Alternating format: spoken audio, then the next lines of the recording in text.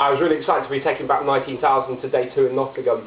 But as I woke up in the morning, I had a familiar feeling of Groundhog Day at the back of my mind for what's been happening when I take back about twice the starting stack to the second day.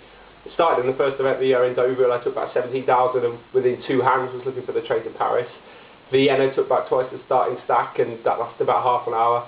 Monte Carlo was the coolest one. I took back about 35 and got into a massive race on about the 4th hand. The Omaha event in the World Series lasted 3 hands. Kiev, I took back 45 from 30 and an hour and a half later got into 3 all-ins and lost all 3. And Partouche, which was actually the 3rd day, I guess, I got into a big race, the first race, and lost that as well. Having had that big grump to myself in the morning, I then had to be really careful to put that to the back of my mind and just think positive thoughts. But that then seems all the crueler after 3 hands of the tournament when once again I got it in ace queen against 10s and don't need to tell you the results. So it's turning into a pretty disgusting run of luck, but there's one big consolation of that, I think, and it is a big one.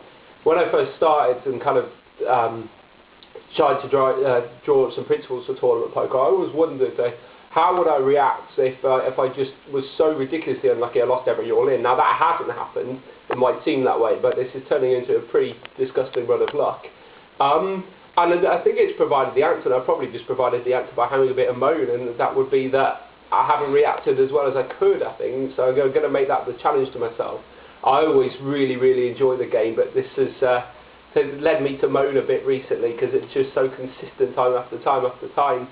But luck has no memory, and the fact that I've been so unlucky neither means that I will be again, or that luck will balance it out. So, and maybe in the next 12, 18 months I might lose every single all-in, or maybe I'll go to London in a couple of weeks and all that luck will be wiped out in one fell swoop and a lot more.